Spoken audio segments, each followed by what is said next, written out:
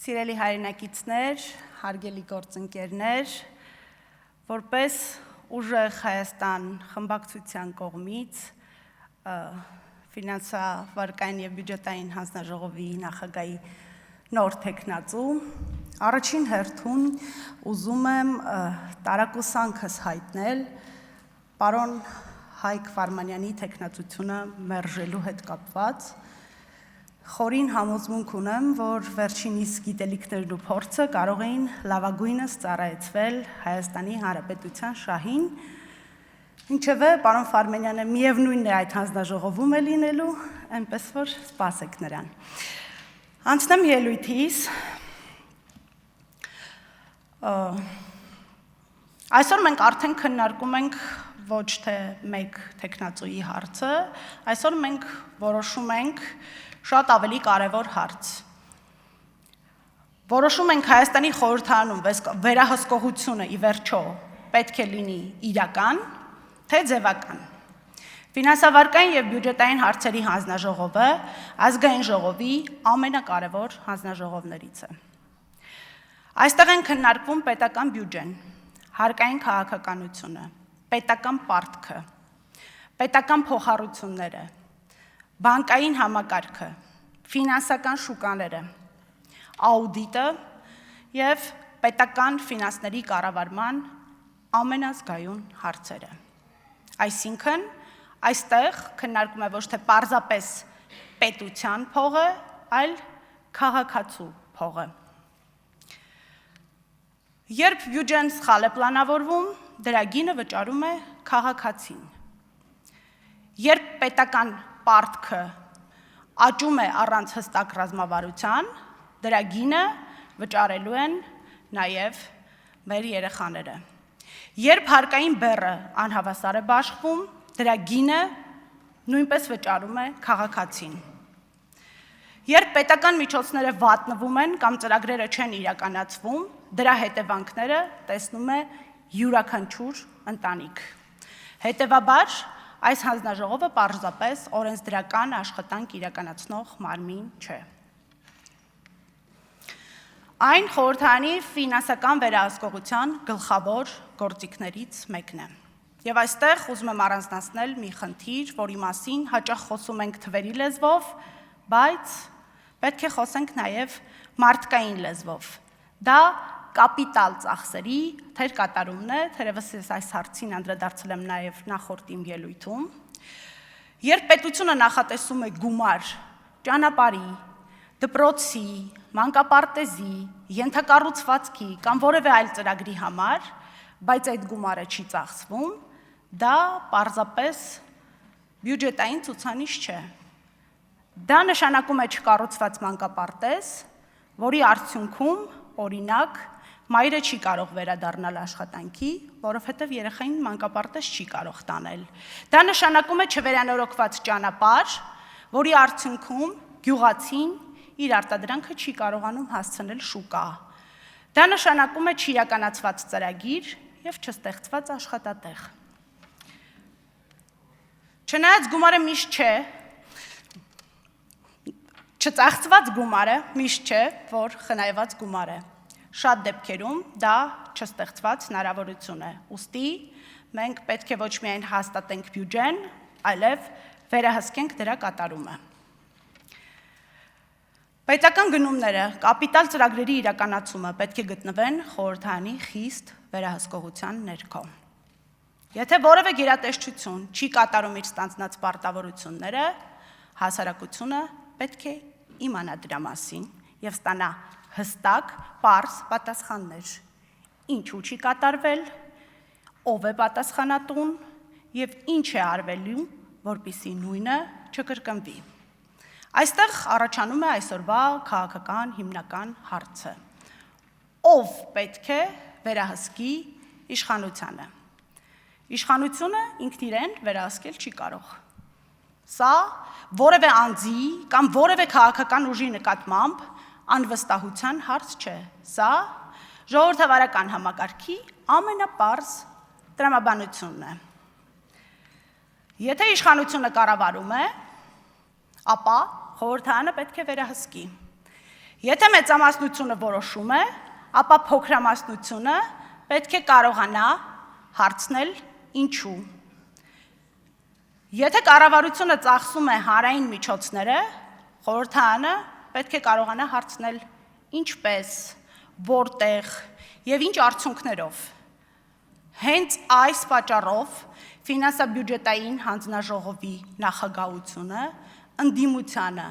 վստահել է քաղաքական քմահաճույք չէ։ Դա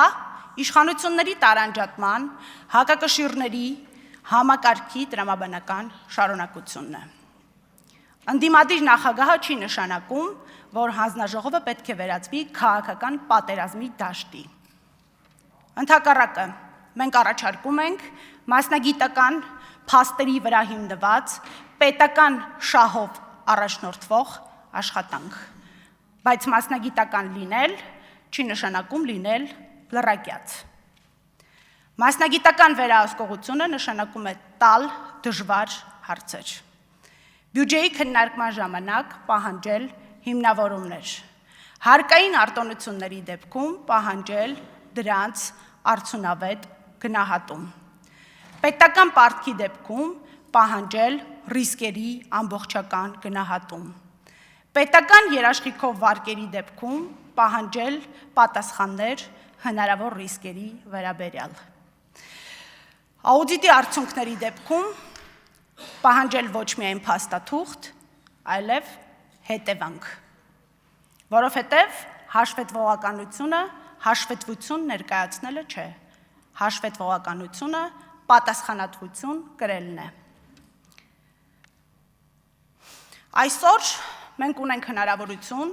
ցույց տալու, որ Հայաստանի խորհրդարանը հասունանում է որպես իրական վերահսկողության ինստիտուտ։ Շատ ժողովրդավարական խորհրդարաններում հենց ամենազգայուն հանձնաժողովների ղեկավարումը վստահվում է ընդդիմությանը, որպեսզի վերահսկողությունը չլինի խորհրդանշական, մենք նույնպես կարող ենք ընտրել այդ ճանապարհը։ Եվ այստեղ ես ուզում եմ շատ ուղիղ հարց հնչեցնել։ Եթե իշխանությունը չի վախենում վերահսկողությունից, ապա ինչու պետք է վախենալ ընդդիմադիր նախագահից։ Եթե պետական բյուջեն թափանցիկ է, ինչու վախենալ դրա մանրամասն ուսումնասիրությունից։ Եթե պետական գնումները արդյունավետ են,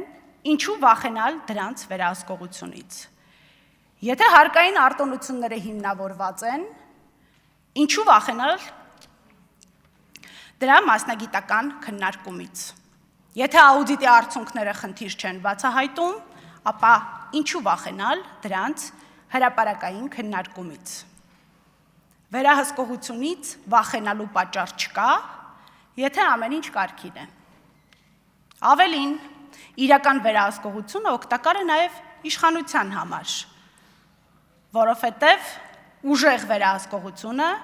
թույլ է տալիս ժամանակին տեսնել սխալը, ուղղել այն և կանխել ավելի մեծ խնդիրները։ Իշխանությունը, որը չի լսում քննադատությունը, կարող է ժամանակավորապես պահպանել հարմարավետությունը, բայց երկարաժամկետ կորցնելու է վստահությունը։ Իսկ պետությունը, որտեղ իշխանությունն ու ընդդիմությունը միմյանց վերահսկում են, բայց միաժամանակ աշխատում են պետական շահի համար, ավելի կայուն է։ Ուստի այս ընտրությունը չպետք է դիտարկվի որպես իշխանություն, ընդդիմություն, հերթական քաղաքական հակամարտություն։ Սա ընտրություն է վերահսկողության և վերահսկողության բացակայության միջև։ Սա ընտրություն է փակ որոշումների և բաց հաշվետվողականության միջև։ Սա ընտրություն է ձևական խորհրդարանի և իրական խորհրդարանական վերահսկողության միջև։ Հարգելի գործընկերներ, եթե մենք իսկապես հավատում ենք իշխանությունների տարանջատման, զսպումների և հակակշիռների սկզբունքին, ապա պետք է պատրաստ լինենք այդ սկզբունքը կիրառել նաև այն ժամանակ, երբ դա մեզ համար քաղաքականապես հարմար չէ։ Ժողովրդավարությունը միայն մեծամասնության իրավունքով կառավարելը չէ։ Ժողովրդավարությունը նաև մեծամասնության պատրաստակամությունն է թույլ տալու իրեն վերահսկել։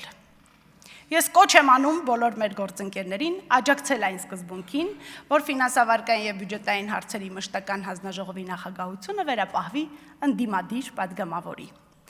Սա ոչ թե ընդդիմության հաղթանակն է, սա խորհրդարանի հաղթանակն է։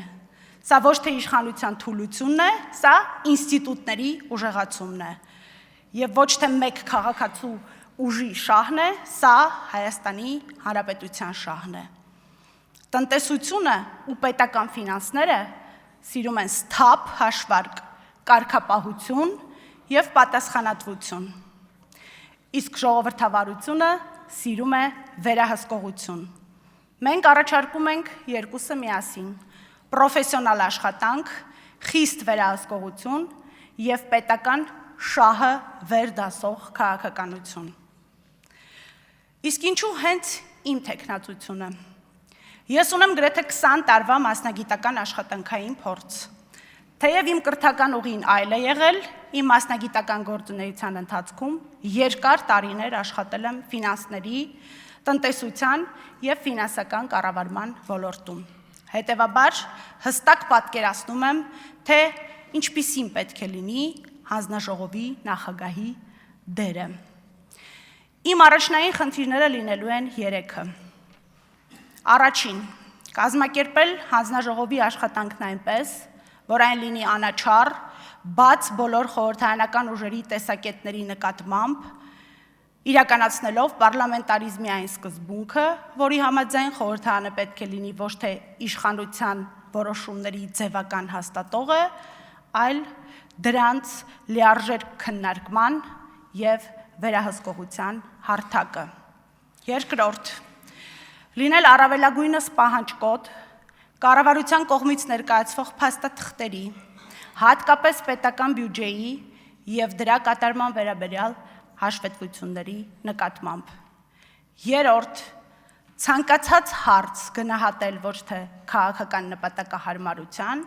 այլ առաջին հերթին Հայաստանի Հանրապետության